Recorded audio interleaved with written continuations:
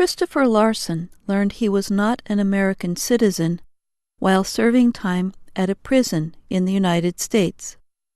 Larson, in his early 40s, had never thought of himself as anything other than a citizen. Born in Vietnam, he was 4 years old when he left the country. The year was 1975. U.S. forces were still on duty in South Vietnam. Before the end of the Vietnam War, President Gerald Ford ordered a military operation called Operation Baby Lift. The goal was to help Vietnamese orphans escape from the country. Larson was one of those children. To be honest, I don't have any memories, Larson says.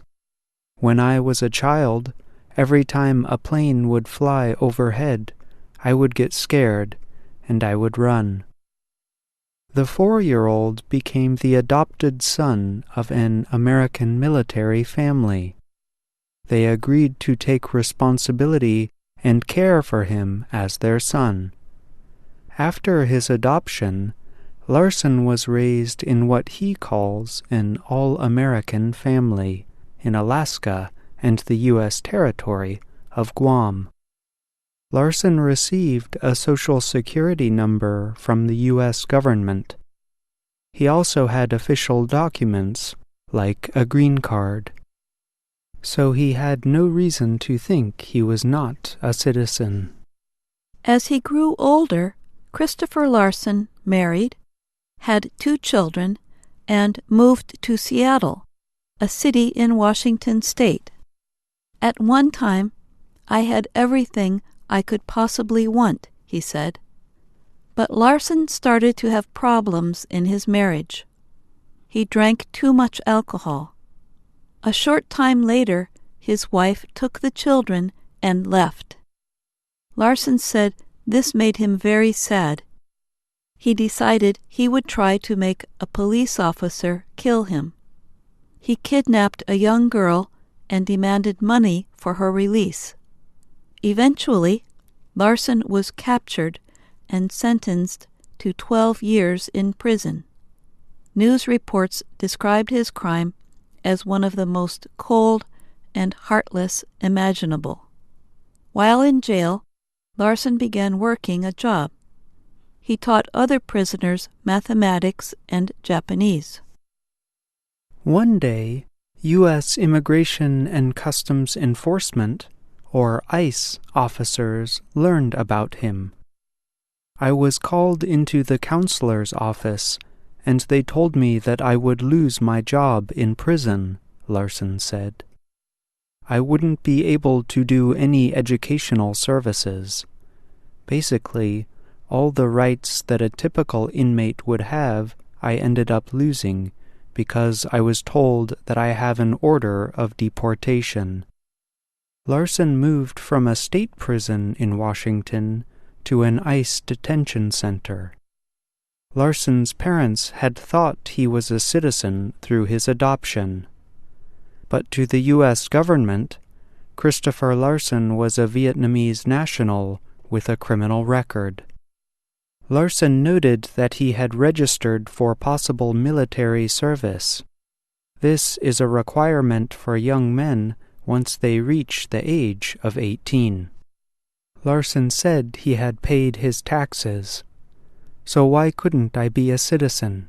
He asked. Becky Belcourt is the co-director of the Korean-American Resource and Cultural Center.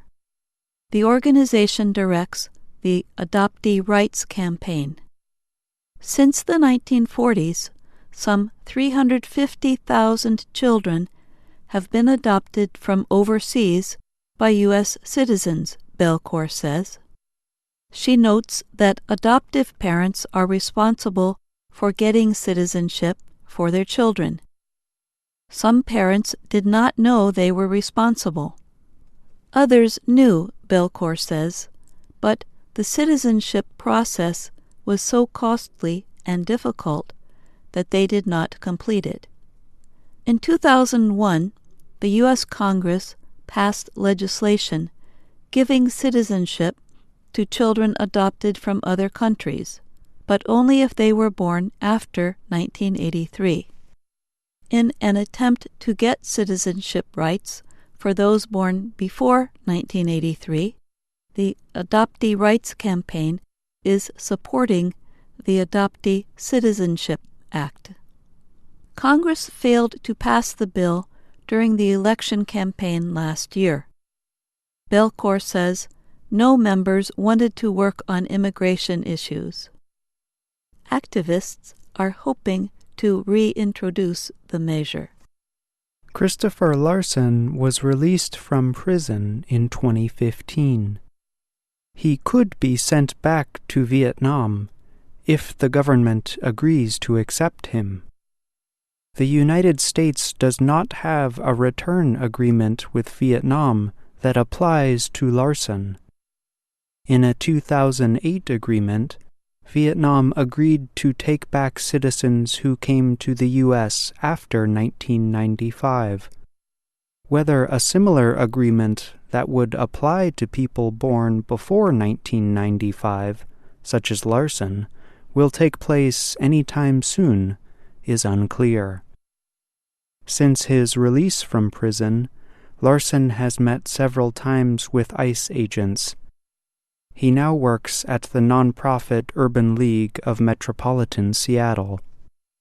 "Now I'm stuck," he noted while speaking to VOA from the group's headquarters. "I can't leave U.S. soil, so even if I wanted to visit my family in Guam, I couldn't do that because I would be crossing international lines." I'm John Russell. And I'm Jill Robbins.